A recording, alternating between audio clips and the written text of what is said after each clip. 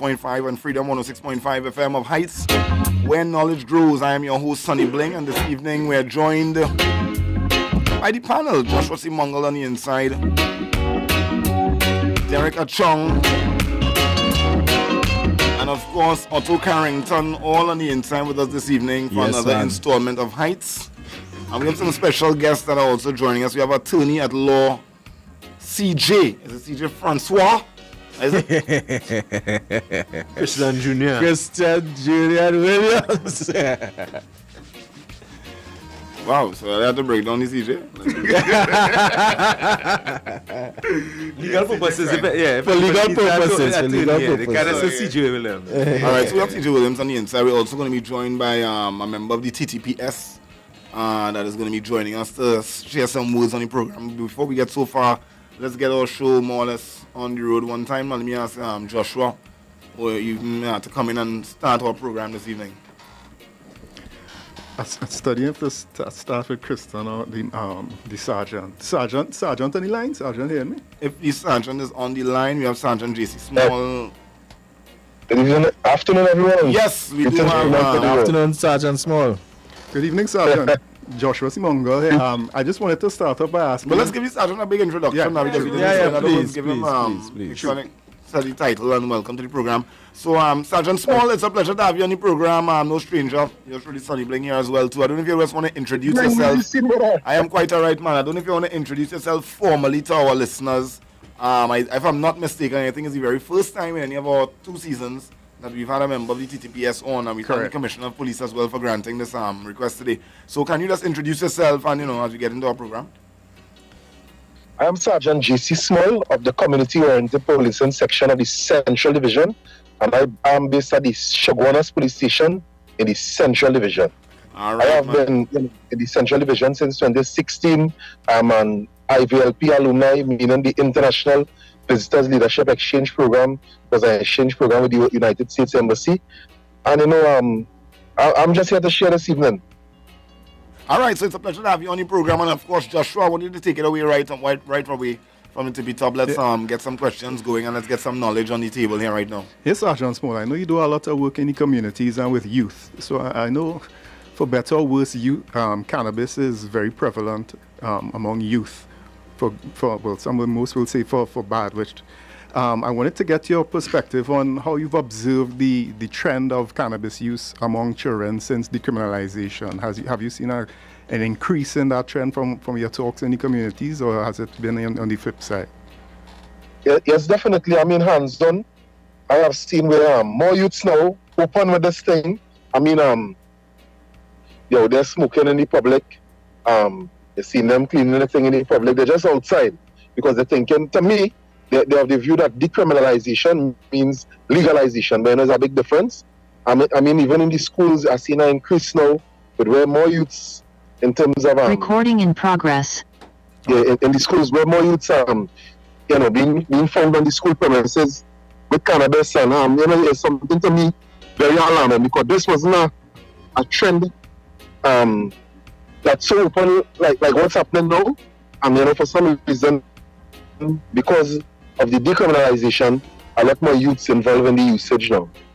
But Sergeant Small, is that a problem stemming from the home in that sense? Because in our show we don't advocate for any underage youths whatsoever, for any minors under the age of 18. I would even go as far as to say 21. But is that situation where they get it from parents who are not practicing responsible use and stuff like that, and how have you police sort of address this? Is it a situation where you arrest them and you take them to court just like anybody else? Because or is it a situation where counseling is provided?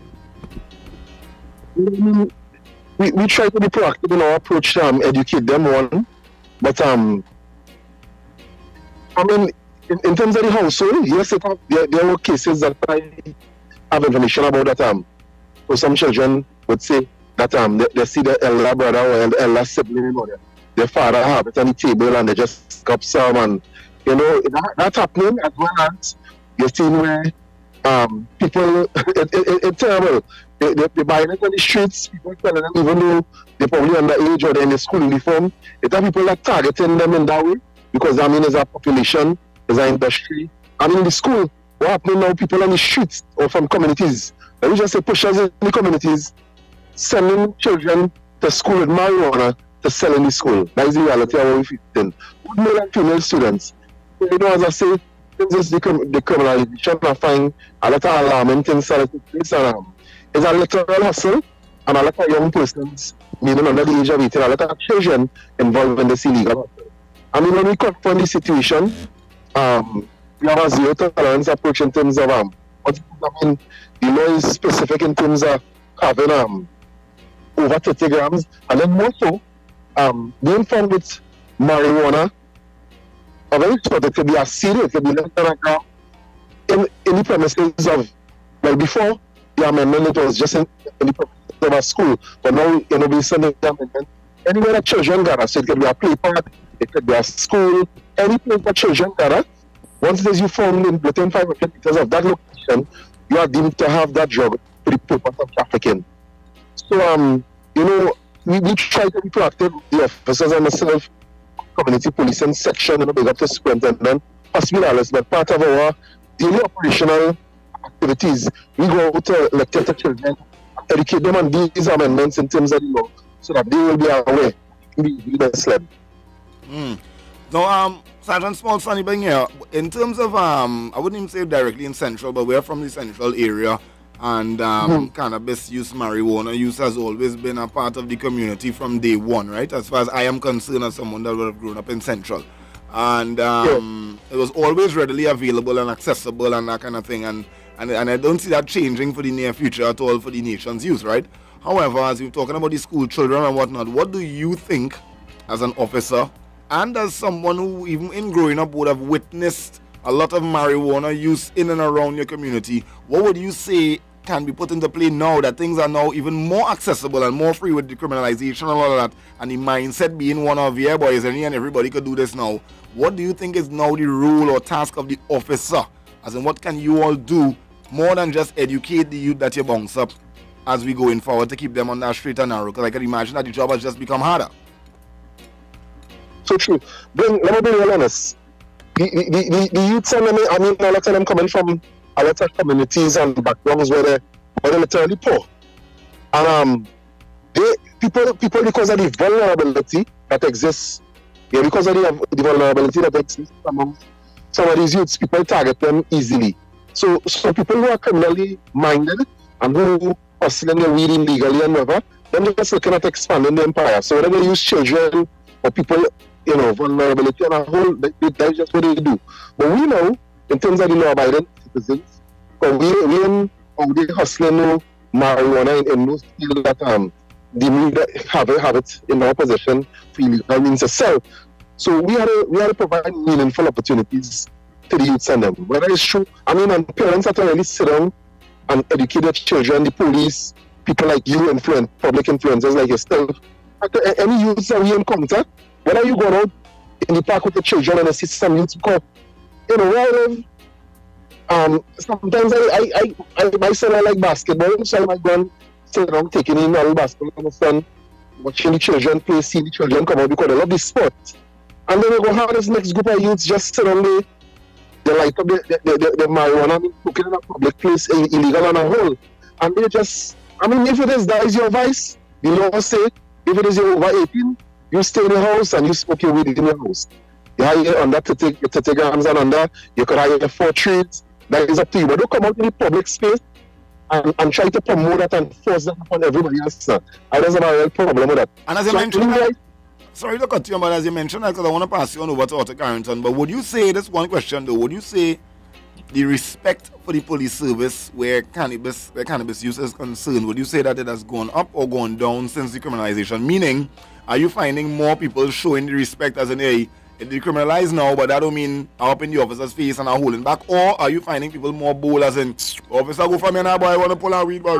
What do you think is the vibe? People get a little more disrespectful in my view, because as I say, it's a misconception where they think decriminalization means legalization. So they're outside, probably, and I've seen officers as persons in these scenarios. They're outside, you hire 30 grams in a possession, the police can't charge you for that, or they would not charge you for that. but you're spliffing them out, smoking in a public place, you'll get charged for smoking in a public place. So I find people are a little more brazen now, and even long time, when we really grew up in the streets, for a long time you see it are men smoking a weed and the police passing a vehicle and as they say they patted on that. But men brazenly thing now, they're just outside there, and I find it a little more careless, I should say now, because they think, well, hey, the police can't do nothing because the weed legalized. That is what they're thinking. So, it's important to really, to educate people, especially in platforms like these, to put the information out there that decriminalization is not legalization. Was he charged for smoking in public? Well, if it was smoking in a public place, I think it's like, I'll tell you the specific. I have it close my ear. Let me just pull it up. Yeah, sorry to get you off guard with that one there, but as you're saying that you can be charged with in public use. I think it's only fair that I think I hit people with the, hey, when they feel you're coasting on the police and the police don't know their job, not only are you going to get charged, you're going to face it.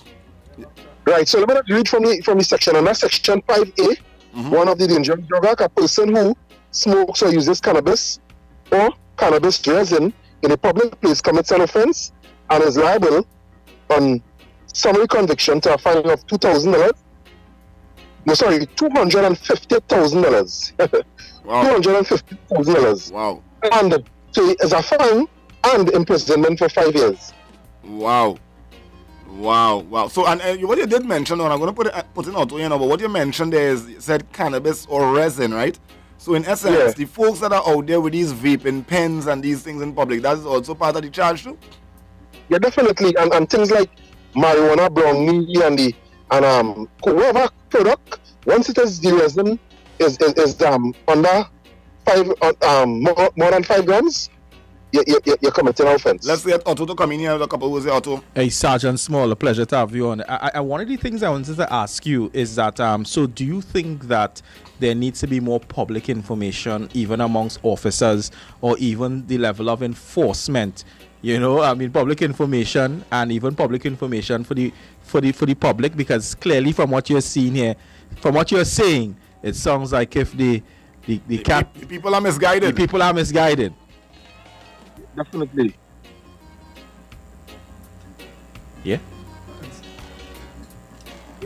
So Sergeant Small, part of the reason the government, when they were decriminalizing marijuana a couple of years ago, was that to clear up the court system and to ease the police up for them to focus on more serious crime. I mean, I acknowledge that you have concerns about underage use, but I mean we all know that children were smoking weed from a long time, although we don't encourage it in any way, shape or form. But back to my point, it is how come have we not seen an increase in the police service, a tangible increase with this time? Because I mean, marijuana possession and convictions of marijuana possession has always been one of the better statistics the TTPS has ever had. Now that has been kind of taken away, the public, many people the public want to know, but what they do it all the time now, that you had to pick up a man for a small piece of weed. Why only not solving the murders, and why the serious crimes are not being solved? Hello? Hello? Yes, you're live. Yeah, so what happened is that to me, from what I got the response of it, they're starting everything. But you're saying something to the effect of marijuana, and the police should focus on bigger things. No. What I believe was that. I repeat my question. Basically, when marijuana was decriminalized by the government, the part of the reason is that these small marijuana cases were clogging up the court system. Traditionally, the TTPS had excellent success rate and conviction rate in terms of simple marijuana possession, and it was almost a guarantee that anybody comes in would plead guilty to it and he will get convicted. Now that the TTPS does not is not engaging in such multiple arrests on a daily basis, what is the police really spending the time doing? In other words, they all get more free time to be able to put towards other things since not having to focus heavily on cannabis and marijuana convictions? And to be honest, I would say, how police detect marijuana possession? While on patrol, while challenging, you might see somebody moving in a suspicious manner and you challenge them. right? You might have information, and before you would acquire a search warrant and execute a search warrant at a location, right? We have different means of how we would have detected the offense of possession of marijuana or possession for the purpose of trafficking, right?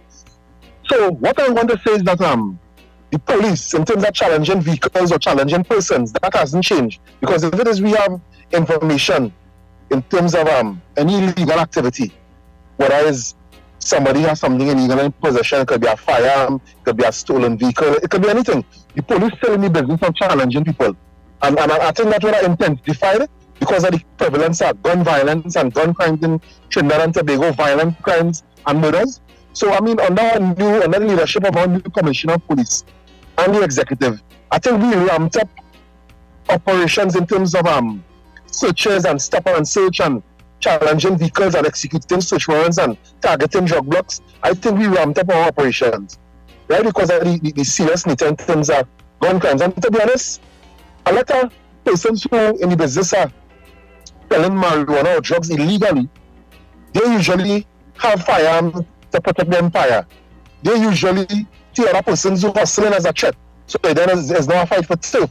So you know this whole thing about wanting to control territory for the sale of drugs and that kind of thing. All these activities play a role in criminal activity and gang violence, right? Because it's like everybody teaming up and it's this turf against that turf, and a lot of it has to do with the sale of drugs. In case you already didn't know, whether it's marijuana, because marijuana generally don't sell just so you know. People who selling marijuana, selling cocaine most of the times, and then with the introduction of things like Zessa pills and all them things, where they're mixing cocaine and other drugs to sell outside there.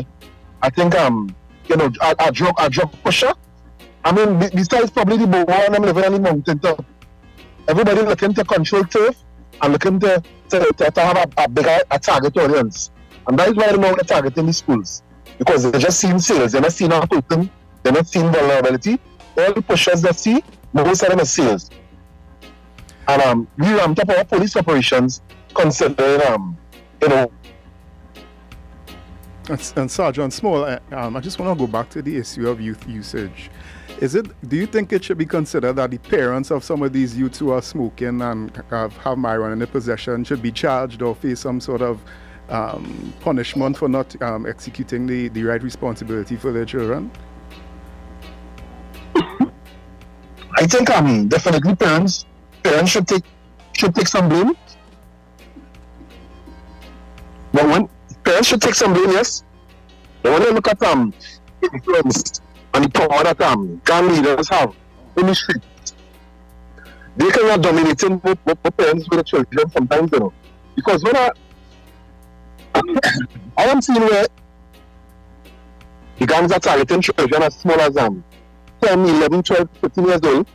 And if it is, and I could tell you about several instances, I won't go into the details, but the gangs basically telling parents that you see them children already, we have control over them and they have no say in terms of one of them. And in terms of when we report it to the police, we will kill earlier, we will shoot earlier. So parents living under duress, some parents in communities where you have gang activities. And Sergeant, it's part of the formal industry was supposed to, part of what it was supposed to accomplish is to have the sale of cannabis through like formal or institutions like stores and licensed shops. In the absence of that, do you think that, in other words, the battle for supply and demand has maybe increased the amount of gang violence surrounding the sale of cannabis? In other words, do you think a formal industry that maybe will bring more enforcement will be of a help right now? Well, to be honest, I mean, I don't want to share my personal views, but I've heard mixed views. And some of the views is that they want to make it into these parlor things, so the 1% and the alone will control the industry. And the pushers on the side of the street, but you see, the problem in communities, especially where you have criminal activities, is that it's always a fight. So when a man selling and he get insurance with us, say, he still don't want the next man to get through. So there's always a battle for turf now that is in the ghetto communities. But so people are saying, I mean, that there's the streets, there's all over the streets, men saying, we really like the idea of that 1% thing. that part marijuana part, I think because you need to before we get license, and able to bring in these drugs and control the industry. And you know what happened? You get to excellence because they have a bigger competition now, a bigger and better competition. I feel it's going to intensify what they're trying to do to make sure that they survive. Because to be honest, people in the ghetto or in the impoverished communities saying that they're selling these drugs or they're selling this marijuana to be able to feed their family. So I don't think they'll stop doing that unless you offer them something better. Sergeant Small, thanks for being on the program right now. Don't go anywhere. We're going to take a quick commercial break and we're going to continue our talk here right now. Of course, when we come back, we're going to invite CJ Williams to say a few words as well. It's now 31 minutes after 6 o'clock right here on Hightts where knowledge grows. We are speaking with Sergeant Small out of the TTPS and he's on the program with us this evening among other guests. So please stay tuned. We'll be back with some more. Food on, yeah, food on. Welcome back to Hightts where knowledge grows right here on Slam on 0.5 and Freedom 106.5. We have Sergeant JC Small on the line with us. We also have attorney at law CJ Williams on the inside, and if I'm not mistaken, we're going to throw to him now. Joshua, let me ask you to lead with that. Yeah, and keeping on topic, CJ working in the legal setup in the judiciary would have observed. I'm going to ask CJ about his observations of cases. I know CJ over time, I assume you would have seen a lot of cannabis cases before the courts. I wanna talk to you about the evolution of the judiciary from your perspective, from the criminalization day forward. In other words, what sort of changes have you seen? I know our Minister Arag would have given some figures before, and he said, what was it, 80% of cases before judiciary would have been cannabis related. So with the absence of those sort of cases, what sort of evolution has the judiciary seen? I would say strictly that there's a lack of information that I can rely upon to safely answer your question. And for me to answer you properly, I can just base upon reports I've read. So basically, it's not what I am saying, but what the facts and international stats out there shall reflect.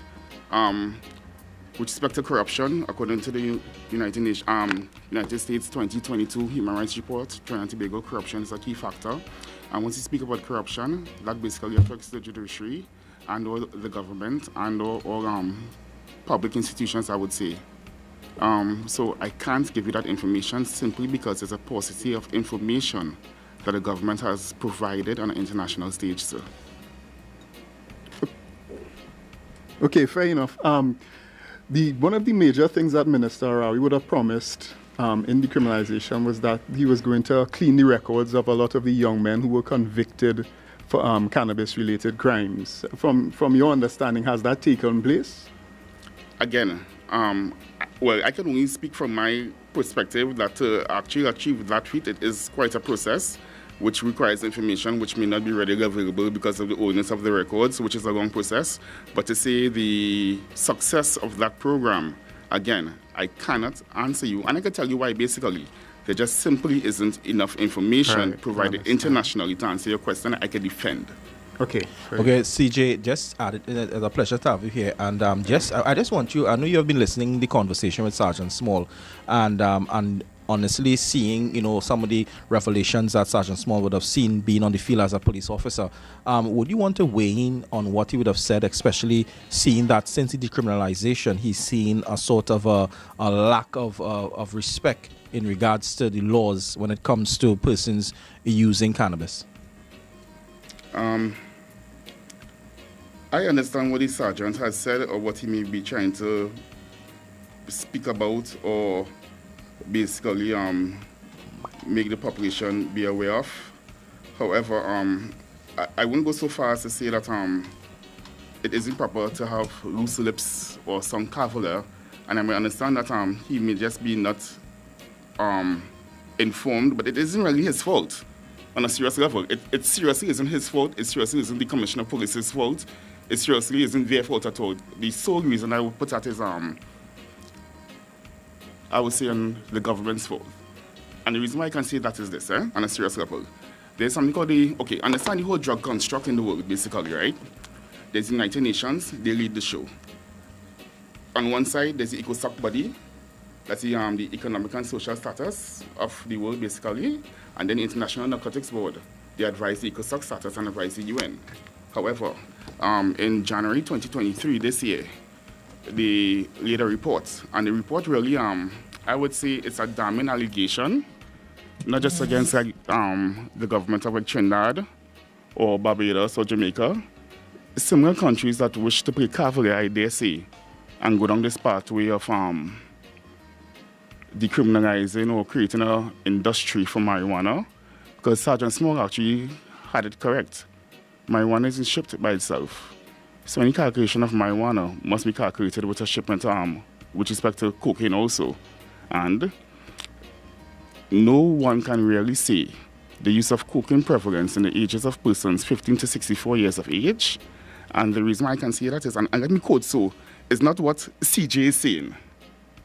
This is what the International Narcotics Control Board, as of January 2023 this year, has said. And I quote, and this is, I don't know what page. Right. The board notes with concern the continued lack of recent epidemiological surveys and the prevalence of drug abuse in most countries in Central America and the Caribbean. The latest estimates of annual prevalence of the use of cocaine among the general population aged 15 to 64 are more than 10 years old in a number of countries in the region, including Barbados, who wishes to fly a flag high, Trinidad and Tobago, Jamaica, Nicaragua. The board recommends that countries concerned prioritize the collection of data on drug use trends.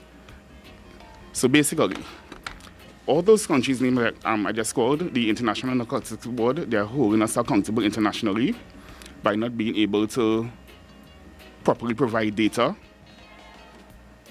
that anyone could have a proper plan so that we as a Caribbean wouldn't be affected by banking laws which ties into narcotics basically and have to go crying to the international community.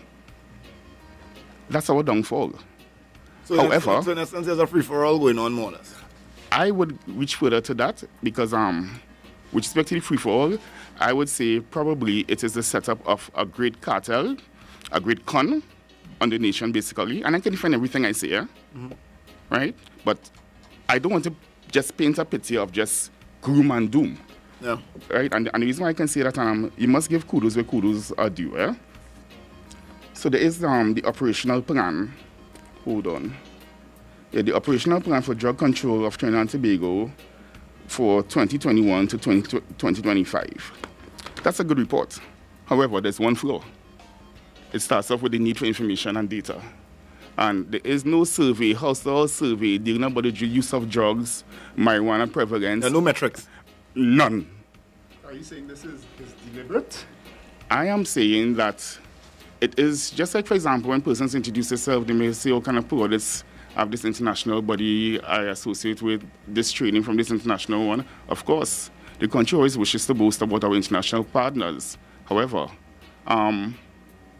after that song and dance is said, and your informational and your partners check, okay, this great plan, we have been asking you for how many years to at least do your annual review questionnaire, which is important, so we could calculate how to deal with your country.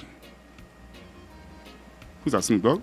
No, that is Norris Man, actually. Norris Man is on the line. No, but I just want to pull this back to the... As a Snoop Dogg, you know. No, sorry, the angle. That's not Norris Man smiling, Ali. He's smiling. CJ, I wanted to pull this back to the layman, right? I want you to explain what the impact of this would be on the layman. And so we spoke about the youth usage and these sort of issues that JC Sergeant Small would have spoken about. How does the lack of data and so forth affect people on the ground in that sense? So basically, if you have no data or the information to drive your program, you may sound good to the politicians, or a politician could sound good to the public because of how you speak. However, your international partners will realize after 2-3 years, when you refuse to collect data, is this a deliberate, like a deliberate plan by the government who's in charge? Like you're sure anything then? Yes, you are. To make it down, yeah. And what is the consequence of that? The consequences of that must be intertwined with lack of respect for your human rights policies, and it starts off with sanctions, or as we see right now, when the Prime Minister of Barbados and Dr. Rowley, and everyone has to go to the US to say, please don't make our banking be affected, and there's information being placed in the population, for example, by the opposition saying that our banks may be closed down simply because non-compliance with the international treaties and bodies towards our country, it affects our financing. To break it down, if we don't get the data, we'll get sanctioned or our funding will be cut. And there's more hardships for everybody on the streets. And what does that speak for a possible local cannabis industry? A local cannabis industry, I would say that we are being set up to fail. But however, we are being set up to fail insofar as, and I don't want to use the word colonizers. Mm-hmm. And this is not, well, yeah, I don't use that word. When you speak of colonizers, okay. So no, if I say colonizers, I basically say, because I think the act has 70% foreign investment to come in and 30% are going local. All right, okay. So you can go Dubai and do that, basically. Okay. You can go certain countries and do that. So you feel it will be a sort of So whitewashing? are you more or less suggesting, I would say, from the lack of information metrics on an international level, are you also maybe saying that what we are doing as a layman on the street, even the TTPS, having to run around and still do the cat and mouse and the policing, is it that all of this is going to be efforts and made in vain over years? We're going to realize 5 years down the road that all this was a pretty thing and we're just wasting our time? Yes, and I would say that the cost of this will be calculated by international partners because they will not be wasting money, spending money behind a country. And when they're funding you, you do everything fundamentally against the principles that the International Narcotics Control Board stand for. Let's get Sergeant Small back inside this conversation. We just heard a lot from C.J. Williams, attorney at law. It's a pleasure to have me on the program. Sergeant Small, I don't know if you're still with us and you've been hearing some of that conversation. Bling, I'm so happy for this opportunity where we can really share and I see this as a platform to share. Mm-hmm. So I just want to be clear in terms of what law enforcement means. The police officers, in terms of the laws, they are consultation before they establish it as law and so on.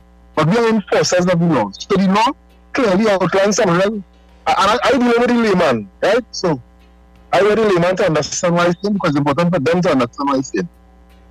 If it is you have more than a particular amount of marijuana in your possession, the police could take certain action. We could, in terms of the law, if it is a breach of law, in other words, we could arrest it, and then if it is go before court, you could get a fine of up to $250,000 and jail time.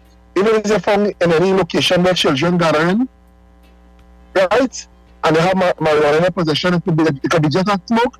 It is deemed that they had a drug in their possession to the purpose of trafficking.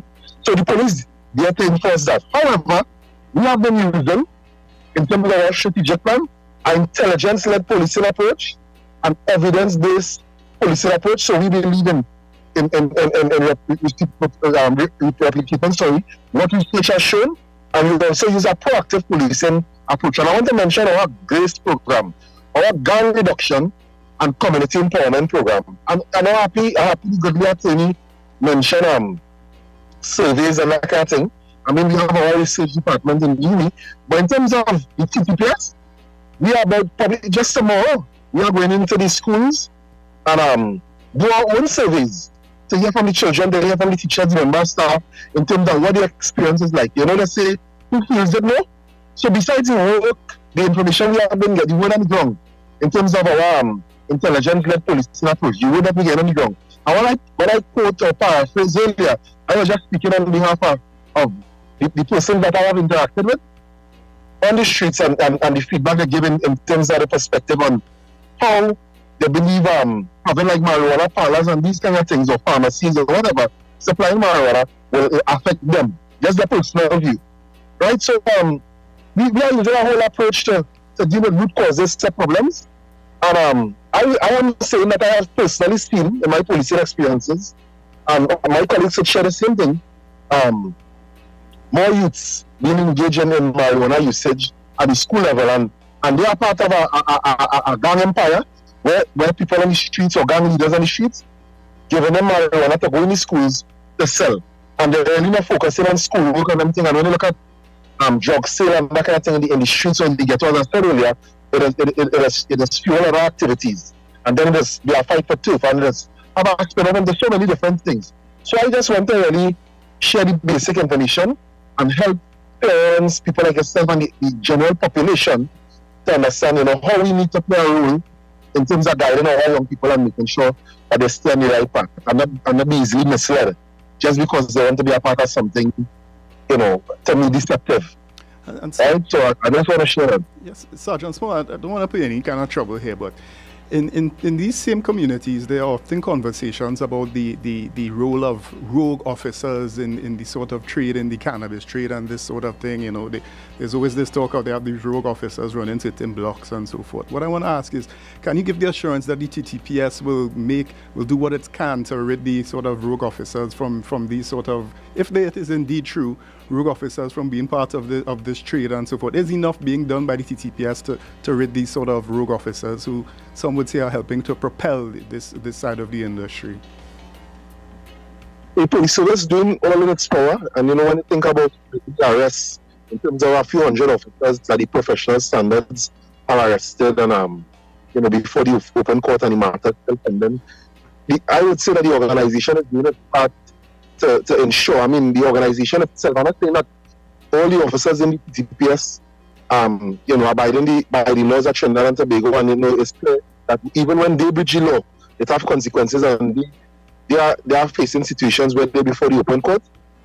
I want to encourage members of the public, because it's not a myth. We have been hearing it since I was small, and I'm going on in the police service now, and you're hearing and experiencing certain things, and the truth is, we have a couple of law enforcement officers. I want to say law enforcement, I mean just police, right? But the policies are there. In terms of the integrity, in terms of our core values, our professionalism, respect, integrity, dignity, and excellence, the organization don't support officers engaging in illegal activity. And we are doing all in our powers as an organization to ensure that if it is we catch rogue officers in the act of committing crimes, they're going to face the consequences like any lawbreaker. Okay. So I encourage members of the public, if they have information that officers engaging in illegal activities or have blocked or anything like that, pass on information to the Trinidad and Tobago Police Service. If you have 800 tips, we have 555. You can message the Commissioner of Police directly. Channel. It must have one police officer that somebody could trust. Pass information and let us do our part to really service these type of elements if there is what's happening currently. Okay, Sergeant Small, I really appreciate the commentary. Tell me something. I'm listening to both sides of the argument here, and I'm listening to Attorney C.J. Williams and yourself. Do you think that there needs to be a rethink? Because I know you wouldn't be able to talk about what happens in the Parliament, but do you think that there should be a rethink in regards to the way that the cannabis control is happening? Because clearly we are seeing an amplification from what you have said that you have seen on the layman. You've seen an amplification in schools, and it's mushrooming into gang violence. Do you think that should be a rethink of the legislation? Well, I am not a policy maker, but in terms of my personal view, I am seeing where the change in legislation and the perception, I think a lot of people misinterpret what was meant by what the law wanted to do or intended to do.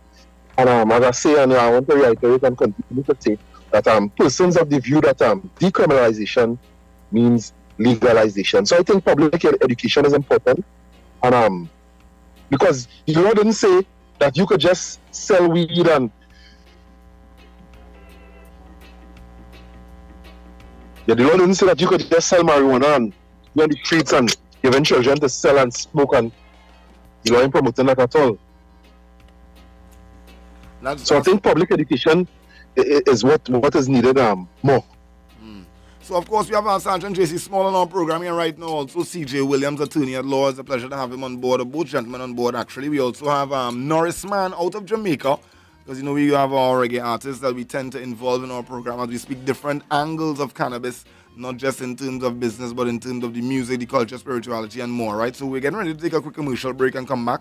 As you guys are informed, this is Hightts, where knowledge grows, every Tuesday evening from 6 p.m.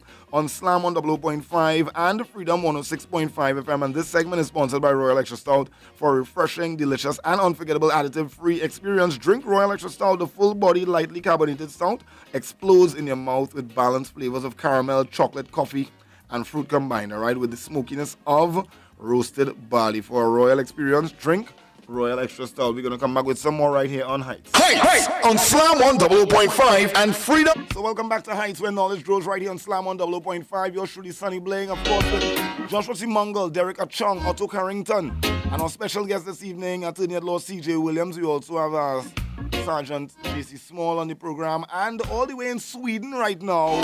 And we're going to link up with him on our program. Actually, let me see if I can cross on my lines. I don't know if he's going to speak with us. Let me hear him there. Norris, man, are you hearing me loud and clear, sir? Blessed, blessed, blessed, blessed. It's a pleasure to have you on the program there. Woman of patience, sir. Take time to come. Now what's the fantasies in life? It will put you down. And if you gone all pan man race, you are gonna mash down. All right, I'll pull up that real quick before you bless up. So, Norris, man, it's a pleasure to have you on the program, and I want to just put you back into the waiting room for a second as we get ready to say adios to our couple of guests. I hope you've been tuning in. We have with us, as I said, Attorney at Law C.J. Williams, who you should really get familiar with, as well as Sergeant J.C. Small out of the Trinidad and Tobago Police Service. So we've been talking with them. We're going to wrap that conversation, and then we're going to bring you back into the mix as well, all right? So thanks for being here with us. Blessed. Nice, man. That's what we're talking about. This is Hightts where knowledge grows, guys. Norris, man, on the program. We had Junior Kelly. We featured Queen Africa recently, Kushite, and much more. Every week, artists are going to be featured on our program, as well as our lawmakers and, the folks that are responsible. Let's have a quick word here again with Joshua Tokas. I was just adding that we have Freetown Collective next week, so I'm looking forward to that. All right, that is fantastic. And as I said, we're getting ready to rack up with Sergeant J.C. Small. So Sergeant Small, I just want to, come back to where we are in regards to where the police service is concerned. Because we have, people are messaging and asking questions that lack of information. Is this something that the TTPS, I know that you in charge of community policing in Central. Is this something that you would recommend that the police service allow for public information? People say that they need information because all they know is that they can have 4 plants home, they could carry 30 grams, and these are the things that people, do you think that the police service should go in that direction and educate the population, or what recommendations you suggest? Yeah, I fully endorse that. We have put out a release on our corporate communication department in terms of basic information that persons should know in terms of the amendments to the Dangerous Drug Act 1125. We on a daily basis, the officers of the community police, our special investigations unit, our gang unit, we do a lot of outreach programs in schools and communities to educate persons. If it is, you look at on our social media platforms, so we always post information there. But persons can make requests to our community-oriented policing section or our special investigations unit section if they want us to do any kind of sensitization in the schools, in the community. They're free to reach out to us. I would share my number, 461-1211, 461-1211, and any person requesting any type of sensitization in terms of a formal outreach with a school or community, they can reach out to me, and I will connect them with the community-oriented policing section in the district where they live to assist. Could you give us the contact number one more time, Sergeant Small? My number is 461-1211. 461-1211. Yeah. And our head office number is 627-9087. 627-9087. All right, Sergeant Small out of the TTPS. Of course, Yeah, I just wanted to say on this same issue of public information, I just wanted to say there's a timely forum actually coming up from the All Mansions of Rastafari. They're going to have a crime in the country and violence in school forum where they're going to have different speakers and they want to explore this topic.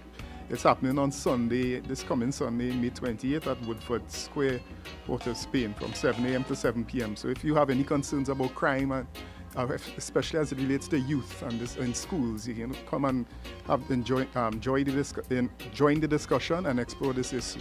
It's an important topic. So thank you very much, Sergeant Small, for being a part of our program this evening. And, of course, thanks to the Commissioner of Police as well for granting to having you join us and share with us from the TTPS side as to what's been taking place in the streets. You shed a bit of light for us here. We do appreciate that. And we wish you a fantastic evening in all your efforts as well, too. All the best. Thank you, Sergeant. I appreciate it. All the best to you all also. Have a good evening. Thanks a lot, Sergeant. Nice, man. So, folks, okay, again, quick pause, and we're going to come back and wrap things up with our attorney at law, CJ Williams, right here on Hightts, where knowledge grows. And we still have to come. Norrisman is actually coming to us live this evening from Sweden. After a groundbreaking first season. Thanks to be here once more. Original. I just had to put in the glue atmosphere in it as you had to come down live and drill them, you know. So it's a pleasure to have you on the program here, Norrisman, joining us for Hightts where knowledge grows. Host Sonny Bling. Well, you know me. We bounce up from time to time when you're... Great Sonny Bling, man. It's a pleasure to have you here with us. We also, of course, joined by Otto Carrington, Derek Achong, Joshua C. Mongol. We have Mark Sibaran and all them. Is it right in there? Is it right? So your name? Correct. All right. So we have the Grow Guru segment that is coming up in a short while. But before we get into that, as you know, this program is about education and lifting your awareness around cannabis use, pros and cons, do's and don'ts, educating our children, educating from a spiritual standpoint as well too.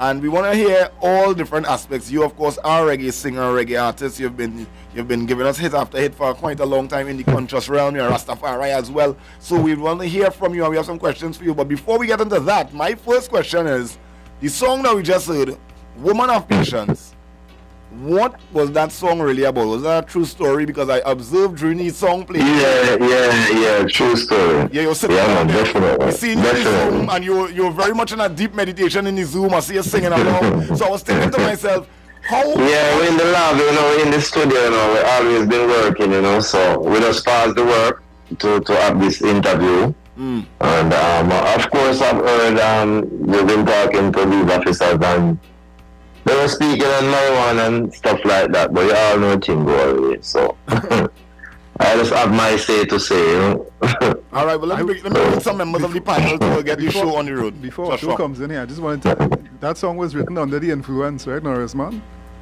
Yes, as a young youth, I think that was my first girlfriend I have as a young youth, just coming up maybe 17, 18, so... Something happened and I just penned that song and, recorded it many years and it came out on the first album for me on Kings of Kings, Persistent album. And, through VP Records and so, it was just like that. I think Trinidad is the first place who take that song and really, put it up like on the ice. It wasn't even Jamaica. There was other songs that was it, but Woman of Patience, yeah man, the Trinidad love that. Yeah, we love that. Yeah. I was actually going to say that, Woman of Patience was made big in Trinidad, but you said it before I did. And, yes. And guys, this is not the first time Norris is on Hightts. We actually have a 15-minute interview with Norrisman when he was here recently in Trinidad, you know, and Norris will be in Trinidad next month, and he would be in studio as well. Yes, yes, the 17th of June, I'll be in Pine 14. Yeah. Original Mind Bantan is also an artist, and it will be me and another Jamaican artist called Anthony Q, great artist. Yes. You may not be familiar with him, but you know you're going to be familiar with him. Okay. Yes, man. Nice, man. So, Norris, man, it's a pleasure to have you on the program. I understand that right now you're in Sweden, yes? Yes, it's all good, man. We always have time for important things. It doesn't the bling. You always endorse Norrisman and the music. And from then time, from the television station, days come right up. Yeah, man. I can't even count the amount of time I've been in Trinidad. It's my second home, Well, that is actually, to be quite honest, that is actually a talk on the ground, not now, but a long time. It's like one of those Jamaican artists who we could consider that lives here. Yeah, man. And you could actually see jump in the car and drive yourself. Everywhere. But Joshua, you know what? I just get accustomed to, the first place I really learn about how to get into the city and go over to the highway was the Lady Young, you know? Yeah. And from there, I get to love St. Anne's, you know, Cascadia up on the mountain there, you know. Our Peter Avenue with them have all these different things, and you know, there's always something going on the strip there. And then the last time I saw you when you were here, we bounced up at the Queen's Park Savannah. That was going to get food or something. Queen's Park Savannah, yes. Yeah, man. So you know the places, but you know what? There's a lot of food. There's a lot of food there in the evenings. You have different cultures, different food. You know, it's a beauty to see everybody just come as one, and you cook your food and everybody. Yeah. You know, in a big park. You know, that's something that we want in a lot of communities, not only in Trinidad. There's a lot of communities who lack of that, you know. Yeah. And that's how we bring people together, you know, and that's how you make the society a better place where everyone can come together. Crime free, you know, that sort of way, you know. And you can see that family bond. Sometimes you see kids come with mother, father, you see lovers come there and they buy what they buy and they leave. You know, it's a beauty to always see that in the Savannah. Different people come and cook food. Corn and all the different stuff. No, Norris, man, yeah, what? I need to cut you here right now because I realize you are a greater Trinidad and Tobago ambassador than a lot of people right now. We're taking that, but I want to bring it back home to our discussion this evening on cannabis and marijuana as we inside Hightts with Knowledge Grows. So let me invite Joshua Simongal to take the lead here right now. Let's go. Yeah, Norris, man. Yeah, there's a do and don'ts in terms of, we see marijuana as a medicine, but then, it's just like any other medicine, even the one that the pharmacy give you, if you get overdose on it, of course. So we're just saying that, the policeman was saying something which I totally agree with. We don't encourage people to give kids weed to sell in school or anything like that. Because, even though I grew up in my mother's house, and it was when we reached a certain age before we could really make a decision if we, Yeah, actually, that's what I wanted to ask about. I wanted to ask about your own personal connection to the plant. Does it I assume it plays a role in your creative process? When you're going to write some of those hits many of those hits that you put on, most were influenced by cannabis. Not in the sense of writing a song, but let's look at it on a wider scale. Let's look at it just not like just smoking purpose, and then we can see the real purpose. Because people is the religious and most people who are like, they grow it and all that and they never inhale it, like, through the nose or the nostril. So we're talking about a plant that has more than maybe 1,000 different reasons and 1,000 different healing process, you know what I'm saying? We can make soap from it, we can make end clothes, we can go all and along and along. Leukemia, all them different things. Right now, I was in California for a long time, so I get a lot of lessons and dumb stuff. Because California is the only state in America where, I would say 85% of the people there, they're really a strong advocate for marijuana. The thing I think with the law when it comes to that is like, because of the smoking purpose, then this condemnation just come all at once, and for me, I don't look at the person, I don't say a person should be spending time in prison. I've paying big fines for having it, but in schools, underage, having you distributed it, then that's a different thing. You know what I'm saying? We are talking about a kid or a child. So that's different there. But from other purposes, as an adult, Trinidad should be a free state to make it legal to even carry up to at least, I would say 16 ounces, because Jamaica is doing it right now. And Norris, man, how you would come? You said you travel a lot to the States. Having experienced the industry from California, how do you think it compares to your home country, Jamaica? How things are running in the country? Do you think there's a great difference? Do you think there are things that Jamaica could learn from California and vice versa? Yeah, sure. Right now, people sending marijuana from Canada, and our government is accepting them. But the thing is that with us in Jamaica, the local farmers who were the original people who were battered down, and disrespected in the 60s and the 70s. Their generation is still there, and they are local farmers who always been growing it from the days of when they were hiding. I think the government should look at that and get these people legitimized, whether they're going to put them into a program where they have a license or whatever, but just don't cast them out like that, because this thing now is going to the hands of the rich, and it's so sad that the people who used to persecute us for it, they are the one that is getting the chance to open big business. But this is where the hypocrisy comes now, so But, you know, in California, as a normal citizen, you could get a cannabis card and you can grow any amount you want. You know? So we need something like that. And not only in Jamaica, but in most of the Caribbean countries, because what the government don't understand, this is a huge economic business, you know. And we're going to sorry if we don't act on it fast and preserve it and use it in the right way and help to build their own economy, you know. You know what I want to do? I want to try and get some callers in on the program as well, to 624-155, 623-5001. We have Norrisman live on the lines, ladies, fellas, everybody.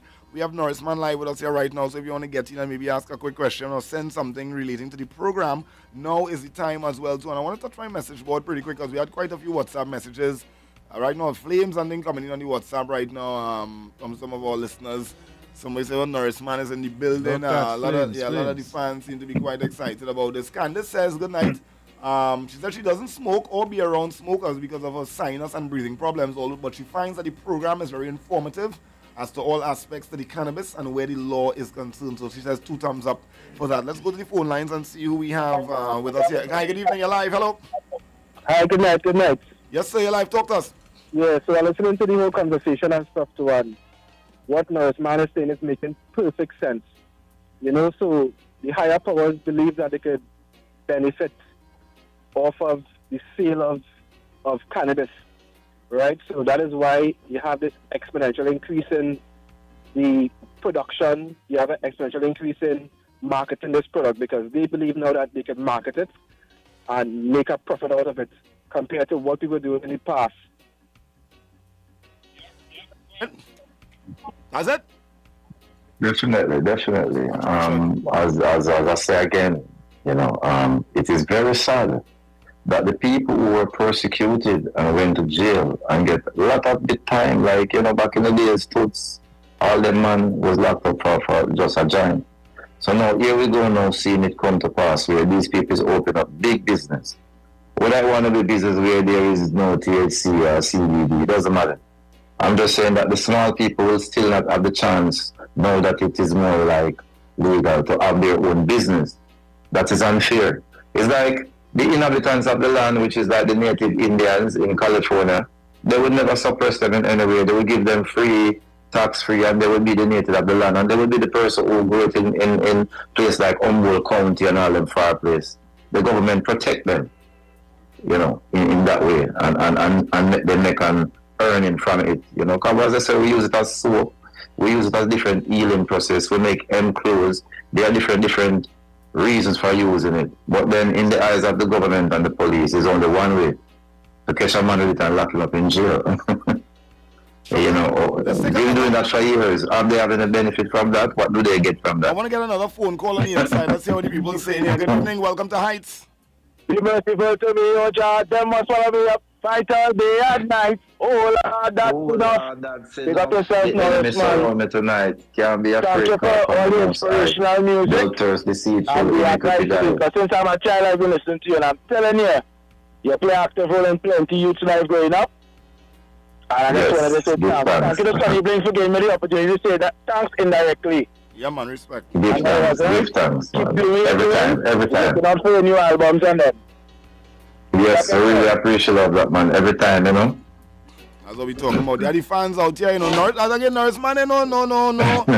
Norrisman like Brian Lara to India. Yeah, man. You know what I mean? Like, so when Norrisman touch a drum, he can roam how he wants, you know. I meet Mr. Brian Lara for the first time, the last time I came there a couple months ago. Maybe, yeah.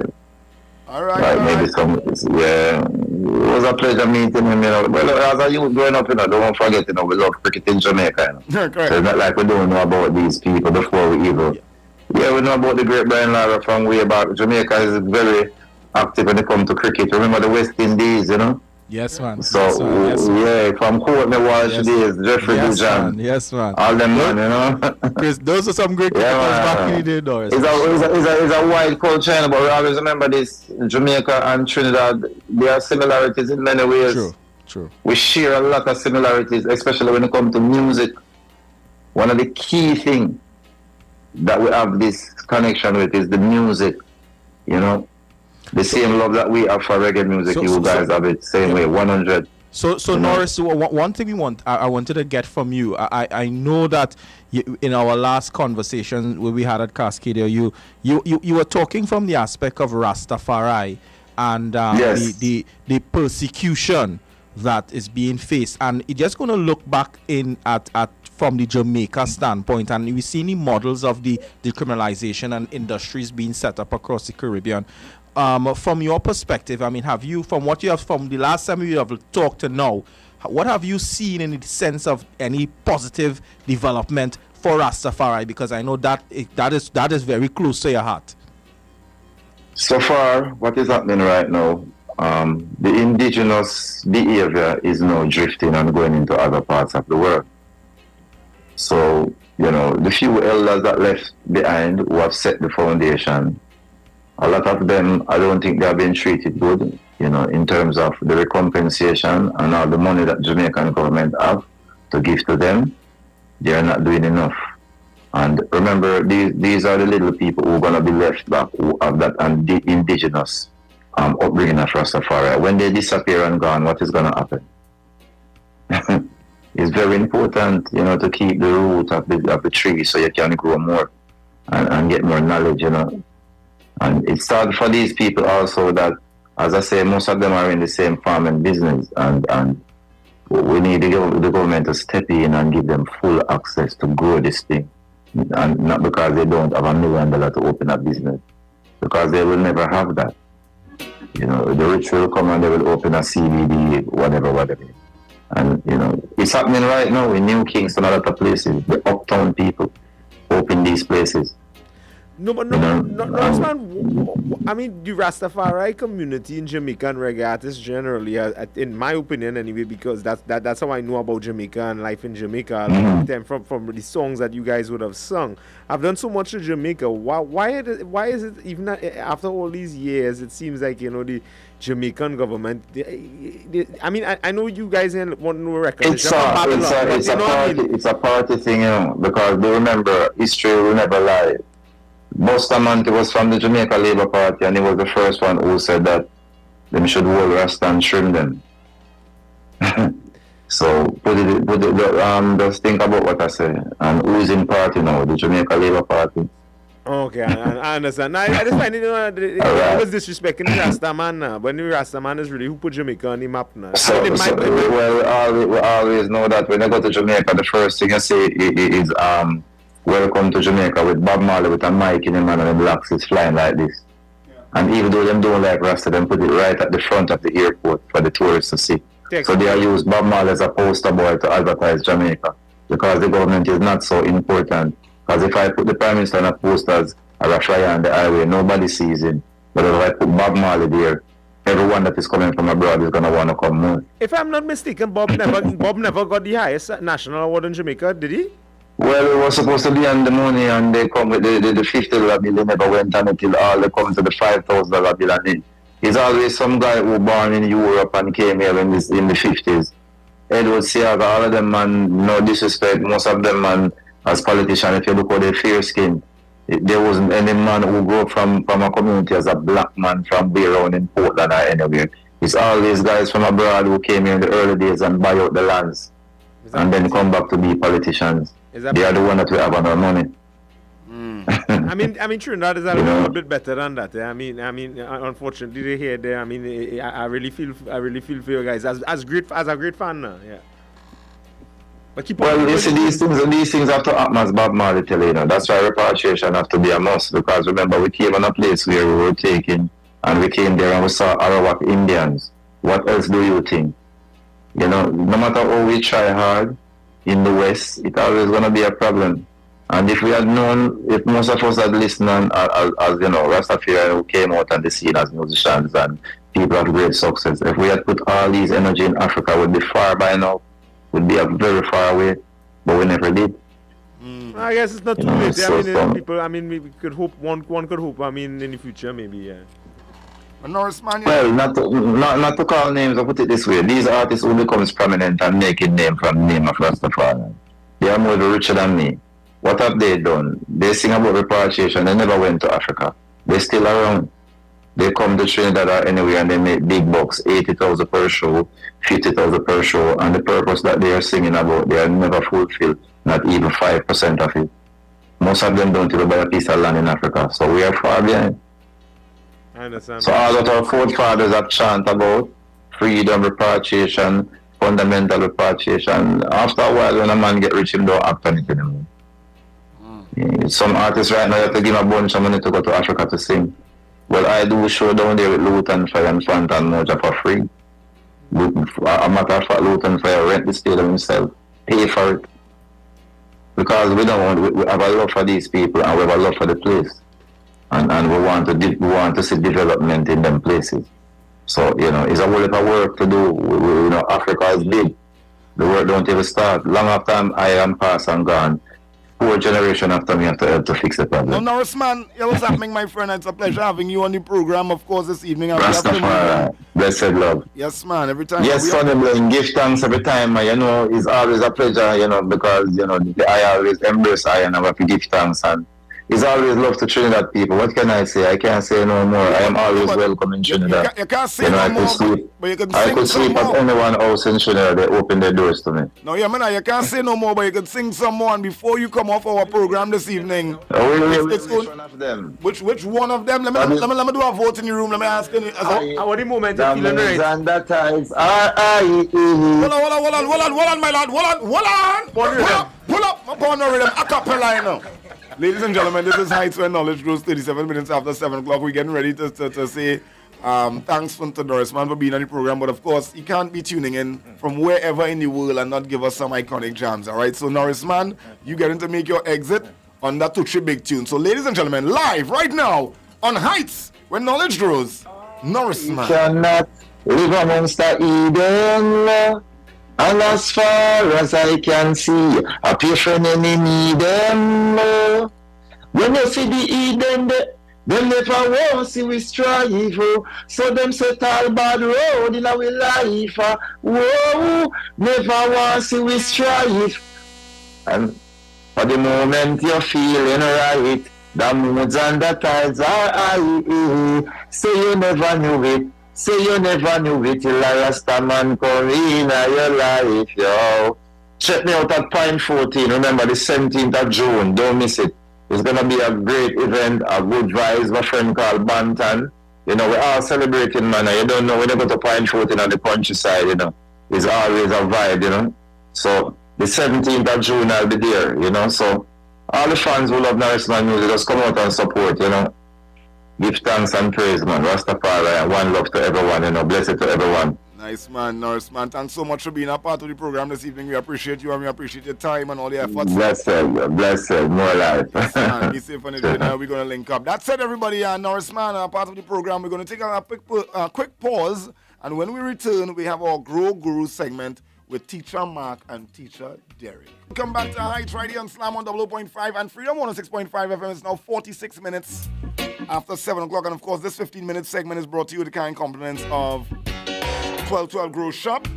Of course, it's your Grow Guru segment brought to you with the kind compliments, as I said, 1212 Grow Shop. We have Teacher Mark and Teacher Derek on the inside. And what they aim to do is educate the folks out there as to the right ways of growing cannabis. Everyone has the opportunity right now in Trinidad and Tobago to produce 4 plants of your own at home, domestically speaking. Per person? Yeah, per person, So basically, we're giving you education for those who are maybe interested in just having a flowering plant in the yard, or maybe you want to do it for some kind of different purpose. But this is what this segment aims to do, educate you guys. And every week, we also do some giveaways. What is our giveaway for today? We're going to get to that. But guess what? I'm going to tell you what the question is from now so you can think about it, all right? What is the best environment for rooting clones? Now, cloning was the topic of last week. So if you were paying attention last week, you should be able to answer this one. What is the best environment for rooting your clones? All right, so let's get into this evening's program. Teacher Mark and Teacher Derek, the floor is all yours. Derek, what's the topic for this week? Well, tonight our topic is plant training. Plant training. And when we talk training, we're talking just like persons who go to the gym to train with weights and stuff like that, but with plants. For all listeners there, when persons have a vision of the cannabis plant, they usually think of the Christmas tree. Right. Thin, tall. With the natural apical structure. Yeah, atypical structure of the cannabis plant, which persons who might have seen fields before, pictures, that's what they would imagine. But in order to get the best yield, in order to essentially to get the best yield and the best final product, training is often necessary, because as you go higher up the plant, you get the more premium grade. Correct. As opposed to the lower levels of a plant that will get less light, access to light, whether it's some natural sun or from artificial lighting in an indoor setting. Correct, and the plant responds to that also. It sends more growth hormones, more energy, more nutrients up to the top buds, because they gain more airflow, more light, as you said, all those sort of things. Yeah, so if you want to maximize your cannabis yield, training is absolutely essential. The Christmas trees look good in the air, but they can also become problematic, especially in an outdoor setting when they become too tall, swinging in the wind, breaking and stuff like that. So in terms of training, Mark, there are many different styles. A lot of it is to do with the individual grower a lot of the time. But the main ones to me is topping, and then LST, low stress training. Can you tell us a little bit more of the two? You have low stress training and you have high stress training. And like I said, it depends on the grower, and it would depend a lot on the space they're growing in. Mm-hmm. The outdoors would be a lot more forgiving as far as space. Mm-hmm. Indoor growers, however, they have to utilize the square footage. Every single square because inch, most of the time they're in an enclosed space, i.e. a grow tent. Mm-hmm. So you want to try to maximize the square footage and the use of your light. You want to get maximum light penetration across a canopy. And creating a canopy is basically what training is. That's why we train. Yeah. Because generally speaking, for our listeners out there, we ideally would like all the top buds on the same level. But we'll be outdoor, indoor. You produce popcorn buds lower down, but you want that even finish, so there's even light penetration along the way. Correct. So in terms of topping, a lot of it to me has to do with trial and error. Persons trying it. Topping is, for our listeners out there who might not be aware, is essentially you are cutting or breaking the top shoot of a marijuana plant. If it essentially, in order to split into two new shoots now. Right. Basically, instead of that one main growing up to be the main, you will have two that tell themselves, okay, I am the main. So both of them are going to grow as mains. Yeah. What happens during the recovery time before those two start to pick up? The ones on the sides say, okay, we gain more light and everything now. Yeah. So let's also grow up. Topping is done a lot of ways by a lot of different people. Most of the time you'll see people top a plant and they end up with two big main heads. Really the more efficient way to top would be to top and allow your sides to grow out, so that you have a lot of thick branching to supply your top buds, your multiple top buds that you achieve from that. And for our listeners out there who mightn't be able to visualize this, especially novices, we plan to post videos on our social media pages explaining this with step-by-step with tutorials and examples. But in terms of low stress training though, low stress training, in my experience, there are pros and cons to both. Low stress training is a lot of practice in terms of bending the branches of the plant, especially when they are in the veg stage. They are rather malleable. It depends on strain along the way, but they're malleable, so we bend them and twist them in order to keep the plant at a manageable height, or in order to produce more top branches, heads. A tip for the listeners, Derek, would be to once you first start in the low stress strain and you haven't developed a comfortable feel for it yet, water your plant about 3 hours before you do it. Your plant's going to be a lot more pliable and flexible and forgiving. All of us have snapped a branch. Of course. Low stress training before. Exactly. And a lot of it, person could do the research online. There are a lot of material. There's a lot of material out there. But I would say practice makes perfect.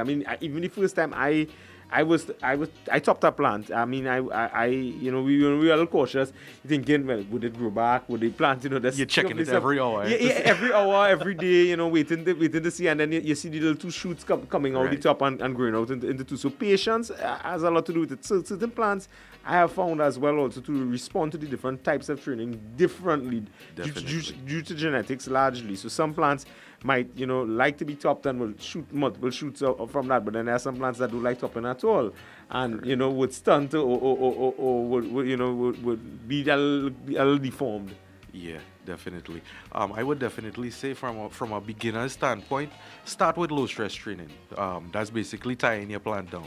You want to take the highest points, pull them down. You don't want to pull them too far down, but you want to pull them down enough to keep them down for the lower stuff to start growing up. And as that lower stuff passes it, then you could start to gently release that and put it in place where you want to be. Yeah, and people will be surprised how much recovery, how quickly a cannabis plant can actually recover. I mean, for those listeners who are not aware, I mean, if we were able to pull down a branch within a few hours, sometimes in an indoor setting, within the next day, sometimes it's very fast. Like very fast. Like it's a living creature at the end of the day. I've had some plants I was able to do heavy low stress training on multiple times throughout the day. You know, because within an hour they would recover and be facing up. But I guess the key is to start small, practice, be gentle at first, because as Mark said, I mean, it's easy to snap a branch. Although, I mean, for our listeners out there, it's excellent to water the plant before you try this, so be a little bit more malleable and pliable when you're attempting. But it's a sick feeling when you snap a branch, because you doesn't know it's snapping until it breaks. You know? Yeah, exactly. And you think it could go that extra inch, but you know. But again, it's trial and error, and I mean, with practice, you know, persons will become more comfortable and more experienced. So we inside our Grow Guru segment with Mark Seaburan and Derek Chung, and of course, you get a chance this evening, ladies and gentlemen, to call us up 624-155-623-5001 and be part of our giveaway this evening. Today's Grow Guru giveaway is going to be a 5-piece set of fabric pots. I know I put a little comma at the end of piece when I said 5-piece, and I was like, what? Like, what? But no, it's a 5-piece set of fabric pots. Now, let's straighten off the topic a little bit. I'm not quite familiar, but I know a lot of gardeners, not just in cannabis, but on the whole, I've been observing people using fabric pots. Right. What is the pros or cons as opposed to like a pot? Okay, so it's mostly recyclable material they use which is not plastics. Drainage is excellent. You can't really overwater with a fabric pot because water comes out all the sides. So the whole pot breathes as compared to a plastic pot. It's aerated, and in terms of when you're using chemical nutrients as opposed to organics, it's very easy to flush as opposed to a plastic container, which is still possible, but it's much easier if water comes out all the sides to just run water through to get rid of the chemical buildup. 624-155-623-5001. You get a chance not to win 1, not 2, not 3, but 5 fabric pots. Back to the topic of training, though. I mean, with these fabric pots as well, how I train my plants is I use a sharp metal object and bore a small hole in the fabric pot and use twine and tie it to that. So I actually tie my plants to the pot in order to keep it down. Yep, that's the same thing I do. Yeah, using that. So I mean, for whoever wins the prize today, that might be a good practice session for them to practice using that. So small holes at the rim of the pot, and you tie twine on the branches and you pull them gently and manipulate them in order to spread the plant over a greater surface area for it to cover a greater surface area to increase your yields. You want to try to tie everything and manipulate everything to where you end up with a level canopy. All the multiple tops that you're creating from your low stress training, you want those to be all even. So they all get in the same amount of light, they're at the same height. You know, they're going to produce uniform buds for you when you do that. Yeah. So, I don't know if you want to touch a little bit on super cropping, but yeah. It's a popular method. A lot of people use it. A lot of people try it. People don't seem to be too scared to try super cropping. Okay, what is super cropping? Okay, super cropping is when you actually break a stem without detaching it. Right. You're breaking the inner tissue without breaking the outer tissue. So that basically the branch is hanging down but still attached. Okay. Now what's going to happen is the plant is going to recognize that, and it's going to send a lot of growth hormones, nutrients, energy to the wound. The wound is the kink where it's broken. You're going to develop a knuckle, and everything past that knuckle is going to be supercharged after that. Supercharged, vigorously growing. So it's a very, I mean, without practice, you could literally snap the branch and have nothing there in that sense. But for those who practice it, as I say, I mean, generally you softly rub the stem between your fingers. I mean, you could check out YouTube videos on it as well. We will post videos, but until it snaps, and then but not totally broken off from the plant. and you will be surprised. The plant actually recovers. So we're looking like, let's say, for example, I'm hearing you speaking here and I'm just thinking wildly about some of my other plants. You know, I mean, normal things then. So, for instance, let's say... tomatoes too. Well, what I mean, so let's say, for instance, like in my herb garden, let's say, for instance, you go to your fine thyme or your rosemary and it's kind of you try to rip off some of those stems, whatever. Well, the stems on the fine thyme and stuff different. And now I want to mention that about super cropping. I bring it closer to me, so in terms of understanding, so maybe someone else can maybe understand that sometimes, you know, you're pulling a branch and you're pulling some leaves off the branch and the entire stem weakens that it actually broke, but it really didn't fall off the plant. Right. So it's similar to what you're saying. Similar to that. If you tie that back up in place, it would recover, most likely. Correct. If the plant's healthy, it would recover. So for instance, let's go further than that then. So let's look at like a okra. The okra itself. Right. Like if you squeeze the okra, you have a way you can mash up the internal components of it and it might just hang down in your hand, but it's not really broken. So correct, exactly. So the skin, let's say it's a human arm then, so your skin looks fine on the outside, but you have internal injuries. The outer shell is still intact, yeah. but the inner tissue is what's damaged. So that's it. You're just flopping around. Yeah. More or less. But topping could also, which is technically you cut the top shoot off it to shoot out two shoots, main shoots, and you keep on going throughout the plant. That could actually be done on tomatoes and that stuff works like on any plant as well. On any plant. So this is not cannabis specific. It's you just cut very off useful. one and two end up replacing. Well, what's going on, guys? You have 2 minutes on the upswing to 8 o'clock here right now. Teacher Mark and Teacher Derek on the inside, and I want to get you guys an opportunity to call in and win. 624-155, 623-5001. We have 5 fabric pots, all courtesy 1212 Grow Shop, guys. Let me ask you a question once again. What is the best environment for rooting clones? All right, you all can answer. I have a multiple choice list. A, cool and dry. B, warm and moist. C, warm and dry. Or D, dry with lots of airflow movement. 624-155-623-5001. Call us up right now and get in where you're fitting. Now we have to thank, of course, Attorney at Law C.J. Williams for being on our program, from the TTPS Sergeant J.C. Small for being on our program, as well as reggae artist Norris Mann, who came to us live this evening from Sweden. Thanks so much for being a part of our program. Right now we're inside our Grow Guru segment, brought to you with the kind compliment of the 1212 Grow Shop. We have, of course, Mark and Derek inside. They're handling this one. So we want to find out from you guys. Call us up. The phone lines ain't blazing, man. Are you blazing all night long and are they ain't blazing right now? This is your opportunity to win big. All courtesy the 1212 Grow Shop Boy Grow Guru segment. Don't let them have to if nobody calling son, he might have to try some fabric pots. Yeah. Hey, you don't say that. The line's not even working anymore. I'm just kidding. You can call in though, but hey, I don't mind getting some fabric pots all. But folks, this has been another installment of Hightts, where knowledge grows. Any closing comments on the Grow Guru segment this evening, guys? Take your time with training. You're gonna mess up some stuff in order to learn to get it right. Yeah. Yeah, like Derek said, don't get discouraged. You know, it's a plant. It will keep growing. Hi, good evening, you're live. Welcome to the program. Good evening. And now pull up and tune in and hear you say calling. Talk to her. Where's the question? The question is, what is the best environment for clones, for cloning cannabis plants? You're going to win 5 fabric pots this evening. Can I share the options, please? The options are cool and dry, A. B, warm and moist. C, warm and dry. D, dry with lots of airflow or movement. D?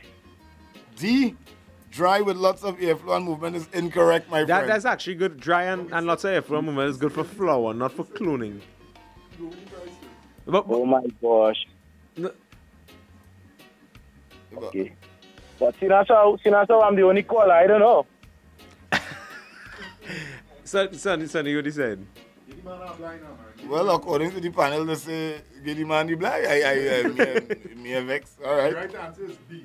The right answer is B. You want moist and warm temperature. It same applies to popping seeds as well also too. But towards flower, you want more airflow and drier temperatures to prevent the buds from rotting. But Sonny, since he get the blight, we gotta make sure he do what it is he doing with it. He need to send the Hightts IG page some pics of progress of what he doing with them pots as time go by. I will need your to counsel me during your consultation. I will need it during the process. Most definitely. So that's stay tuned. I think Sonny will take your details and Well, what you have to do is send us. What is your name, sir? Andre. Andre, have a surname? Yeah, but I didn't know if you hear me the first time, Andre Dugan. Oh, I didn't hear the first time, Mr. Dugan, sir. What you need to do for us, please, can you send a picture of your ID to WhatsApp 707-SLAM? Right away. All right, appreciate it. And that is it. We'll take your contact from there and you're going to be contacted to collect your prize. No problem. All right, buddy. Congratulations. Thanks for being a part of the program. Gentlemen, another installment of Hightts, where knowledge grows right here in Slam on 0.5 and Freedom 106.5 FM. Derek Achong, Joshua Simongal, Otto Carrington, and of course, we have Mark Siberan on the inside as well. Two teacher Mark is on the inside for the Grow Guru segment each and every Tuesday evening. You can join us from 6 p.m. as we bring you the best information and best panel speakers that we can to educate us to the improvement, knowledge, growth of cannabis in and around the region, right here in TNT and the world. Joshua, anything? Yeah, I just wanted to say next week we have the so-called Queen of Pot in Canada, Jody Geis Ramsey, and we also have Freetown Collective will be holding our meds with us. All right. So guess what? Let me see who we have on the WhatsApp. Let me see if this is our friend. All right. So we're waiting on our information to come in pertaining to our winner. And that is for us right here on Slam on 0.5 and Freedom 106.5 FM. This is Hightts. Have a good evening, everybody. Well,